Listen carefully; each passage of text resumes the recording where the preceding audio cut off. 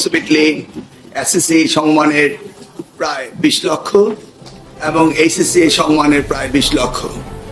এই 40 লক্ষ শিক্ষার্থী মানে 20 এসএসসিতে এদের লেখাপড়া ভবিষ্যৎ অত্যন্ত গুরুত্বপূর্ণ। এসএসসি পরীক্ষা দিতে এবং পাস করতে স্বাভাবিকভাবে যদি হয় তাহলে একটি ছাত্রের জীবনে 16 বছর সময় লাগে। আর এইচএসসি অর্থাৎ 12 গ্রেড হায়ার সেকেন্ডারি আর 2 বছর যোগ করলে 18 বছর সময় লাগে। কিন্তু আমরা ইতিমধ্যে দেখেছি যে এই এইচএসসি পাস করতে 20 বছর বয়স হয়ে যায়। অর্থাৎ ডেমোগ্রাফিক ডিভিডেন্টে আমরা দেখেছি যে জাতি 40 লক্ষ বছর পিছিয়ে যায়। সেই ক্ষেত্রে আমরা চেষ্টা করছি সেশন জটকে কমিয়ে আনা, সিলেবাস কভার করা এবং সঠিকভাবে তাদের শিখন হওয়ার পরে পরীক্ষা নেওয়া, এই বিষয়গুলিকে আমরা গুরুত্ব দিয়েছি। সিনক্রোনাইজ করতে চেয়েছি কিভাবে এই গ্যাপটা, যেটা এসএসসি পরীক্ষার জন্য বসে থাকে ছাত্রছাত্রীরা প্রায় 1 বছর নষ্ট হয়ে যায় এবং এইচএসসি পরীক্ষার জন্য ছাত্রছাত্রী বসে থেকে প্রায় 1 বছর নষ্ট হয়ে যায়। এই গ্যাপটাকে ক্রমান্বয়ে আমরা ক্লোজ করতে চাচ্ছি এবং ধরে নিচ্ছি যে December is the end of the year এবং এটা হলো এক্সামিনেশন মান্থ, সেই দিকে আমরা এগোচ্ছিলাম।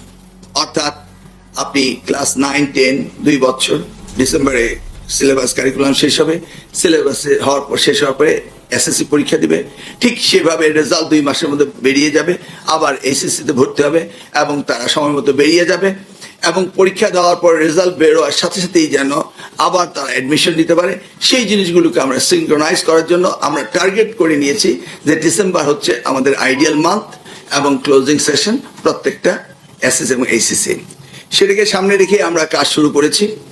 এবার আমরা জুলাই 2 থেকে এইচএসসি পরীক্ষার ব্যবস্থা করেছি। আগামী এসএসসি পরীক্ষা স্টেক হোল্ডারদের সাথে ব্যাপক আলোচনার সাপেক্ষে আমরা সিদ্ধান্ত নিয়েছি যে আমরা শুরু করব এসএসসি শুরু করব জানুয়ারি 7 তারিখ 2027 এবং তাদের পরীক্ষা শেষ হবে 6 ফেব্রুয়ারি 2027। আমরা রুটিনও রেডি করেছি, একই সাথে আমরা রুটিনও দিয়ে দিচ্ছি যেন তারা সঠিকভাবে প্ল্যান করে লেখাপড়া করতে পারে।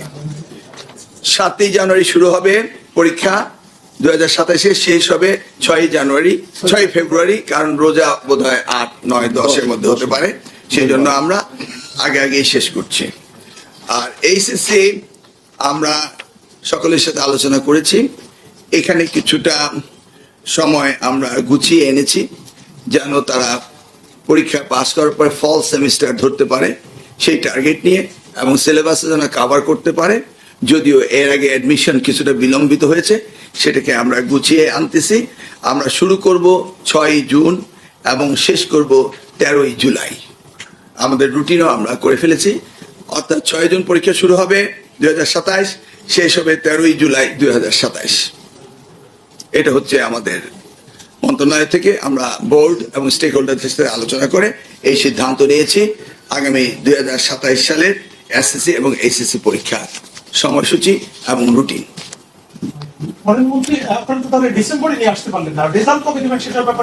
রেজাল্ট আমি 2001-এ, তখন আপনি সাংবাদিকতা করতেন না, তখনই আমি এটা টাইম বেঁধে দিয়েছিলাম 2 মাস, এর বেশি একদিনও কেউ রেজাল্ট ধরে রাখতে পারবে না।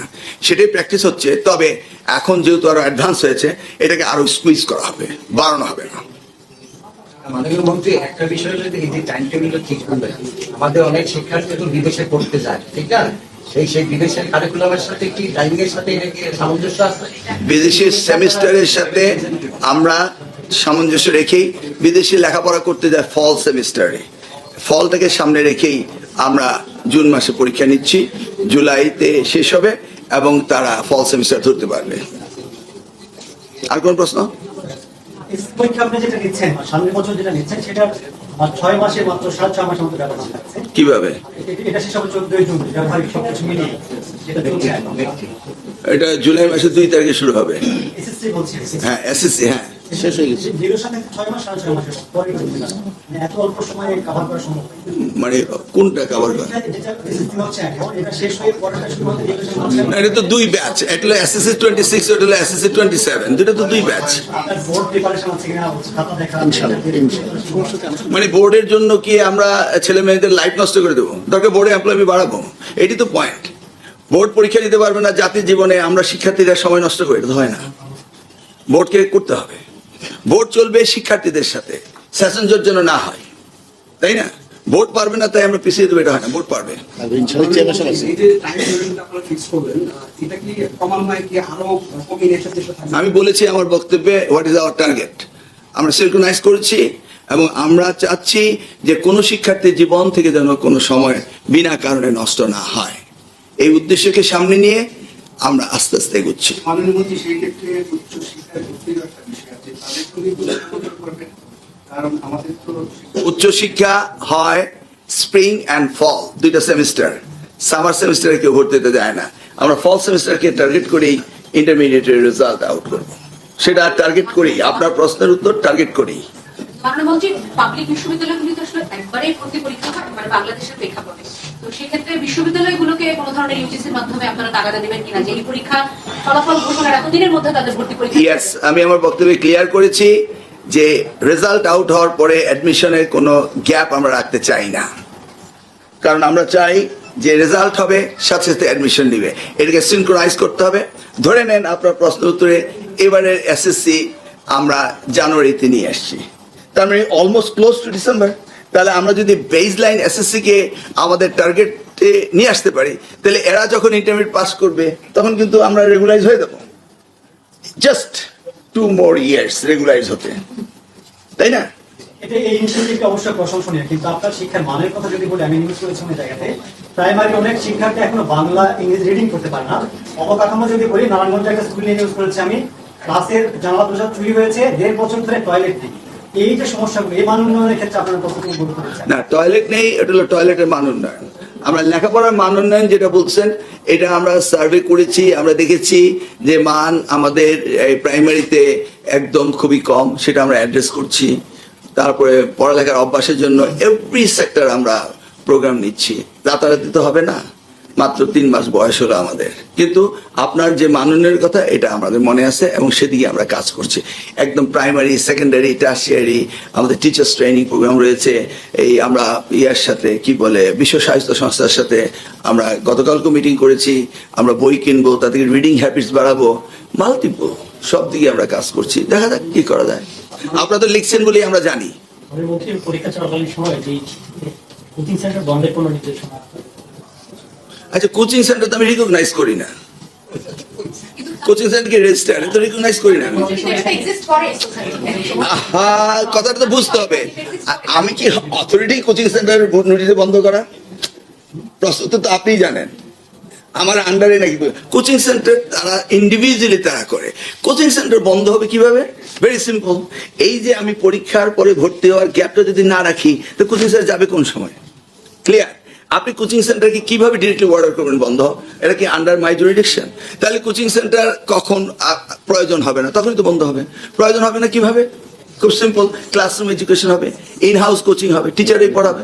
আস্তে আস্তে আপনার এই জায়গাটি আমাদের ফেরত আসতে হবে, টিচাররাই তার ছাত্রদের পড়াবে, তখন কোচিং সেন্টার অটোমেটিক্যালি। মাননীয় মন্ত্রী, একটা বিষয় হলো যে অতীতে যখন প্রশ্ন ফাঁসের এই ঘটনাগুলো ঘটছে, তখন দেখা গেছে যে কোচিং সেন্টারের টিচাররা এর সাথে জড়িত। এই জন্যই বলা হচ্ছে যে কোচিং সেন্টার বন্ধ থাকবে কিনা, ওদের অভিযোগ জড়িত থাকার প্রমাণ পাওয়া গেছে। আমি তো এত স্মার্ট না, বুঝি নেই যে আপনি কোচিং সেন্টারে প্রশ্নপত্র পাস করে। না এরকম অনেক অভিযোগ আসছে, প্রমাণিত হয়েছে। না, কোচিং সেন্টার নিয়ে আমরা তো নির্দেশ দিতে পারি না। মাননীয় মন্ত্রী, কলেজগুলোতে প্রদর্শকের একটা সংকট আছে। নাওশির অধীনে প্রদর্শক নিয়োগের ফলাফলটা প্রায় 23 মাস আগে ভর্তি পরীক্ষা শেষ কিন্তু ফলটা প্রকাশ করা হয়নি। 7000 প্রার্থী এই আজকে পরীক্ষা নিয়ে প্রশ্ন করেন, আমার মন্ত্রণালয়ে 1000 সমস্যা আছে, আপনার চেয়ে বেশি আমি জানি, চিন্তা করবেন না। ওকে, অ্যাড্রেস দ্য জি। এসএসসি পরীক্ষা 7 জানুয়ারিতে শুরু করবে। অন্য যে ক্লাসগুলো রয়েছে প্রথম শ্রেণী থেকে নবম শ্রেণী পর্যন্ত, সেগুলো কিন্তু 1 তারিখ থেকে নতুন ক্লাস শুরু হয়। তো এসএসসি পরীক্ষার সময় কিন্তু স্কুলগুলি বন্ধ হয়ে যায় 1 মাসের জন্য। সেক্ষেত্রে শিক্ষা জীবনের শুরুতে 5-7 দিন ক্লাস করে আবার বন্ধ হয়ে যাবে 1 মাসের জন্য, মানে এই জিনিসটা কি বিবেচনা করেছেন কিনা? Do I have any alternate to address it? I have two choices. Either close this down or do not take the exam. তো কি করা হবে? এটা তো আমাদের রয়েছে সিস্টেমে, এটাকে অ্যাডজাস্ট করতে হবে। তবে নিউলি ইলেক্ট গভর্নমেন্ট আমরা প্রত্যেকটি উপজেলায় একটি মাল্টি পারপাস পরীক্ষা কেন্দ্র স্থাপনের প্রজেক্ট আমরা হাতে নিয়েছি। এটা হলো আমাদের ডিসিশন, কিন্তু এখন তো আর আপনি কিচ্ছু করতে পারছেন না। 1 তারিখে নতুন বই তুলে দেওয়ার বিষয়টা কি আপনাদের অগ্রাধিকার আছে কি? অবভিয়াসলি এটা তো বিএনপি সরকার প্র্যাকটিস করে আসছে। 2002 জানুয়ারি মাসের 1 তারিখে আমরা বই দিয়ে আসছিলাম, 2006 পর্যন্ত দিয়ে আসছি। অতএব এটা তো আমাদের প্র্যাকটিসে আগেই করে ফেলছি, সেটা নিয়ে তার আমার নতুন প্র্যাকটিস করতে হবে না। এটা ডান। 1 তারিখে বই আসবে, এটা তো জানি সবাই। ইনশাআল্লাহ 7 তারিখে আমরা পরীক্ষা দিচ্ছি। এই 7 দিনের ভিতরে বইগুলি নিয়ে নিবে, ওরা নতুন বইয়ের নতুন গন্ধ, নতুন বই পড়তে থাকবে, এদিক দিয়ে আমরা গ্যাপে গ্যাপে নিয়ে নিব। এছাড়া আমাদের কোনো অল্টারনেট নাই। থাকলে আপনার প্রশ্নের উত্তর আমরা সুন্দরভাবে দিতে পারতাম।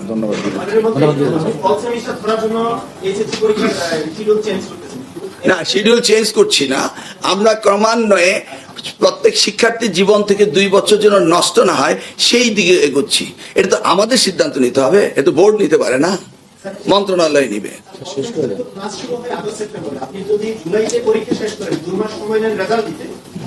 আপনি যে হিসাব করছেন সেই হিসাব না, ওরা পরীক্ষা দেওয়ার পরে অ্যাপ্লাই করতে পারে, তারপরে ওরা অ্যাডমিশন হওয়ার পরে তারা ট্রান্সক্রিপ্ট পাঠাতে পারে, এবং তাদের এই ফল সেমিস্টারের আগেই ট্রান্সক্রিপ্ট পাবে। আর যারা বিদেশে যায় তারা একদম টাই টাই করে ধরতে পারে না। আমি তো বিদেশে লেখাপড়া করছি, সবাই করছে এটা। আপনি যে সেই জায়গায় কোন সেমিস্টারে ইন্টারমিডিয়েট দিয়ে তারা পরীক্ষা দিয়ে অ্যাপ্লাই করে, এবারও অ্যাপ্লাই করবে। আপনি আপনার বাসায় ইন্টারমিডিয়েট একজন কারো জিজ্ঞেস করে দেখেন, এরা পরীক্ষা দিয়ে অ্যাপ্লাই করতে থাকবে এবারও। এবার তো আমরা জুলাই মাসের 2 তারিখ শুরু করছি। মূল্যায়ন প্রসঙ্গে একটা বিষয় আমি প্রশ্ন করতে চাই, যে যারা খাতাটা মূল্যায়ন করে শিক্ষকরা আমাদের, তো এই খাতা মূল্যায়নের ক্ষেত্রে সম্প্রতি দেখেছেন যে আসলে ভালো ভালো শিক্ষক তারা নিতে চায় না, আর তাদের যে সম্মান এটা কম, যদিও গত বছরে সামান্য বাড়িয়েছিলেন ঢাকা বোর্ড, তারা অল্প কিছু বাড়িয়েছেন, সেই সংখ্যাটা ফিগারটা আসলে অনেক কম। তো তাদেরও তো একটা উৎসাহের বিষয়। মূল্যায়ন নিয়ে আমরা কথা বলছি।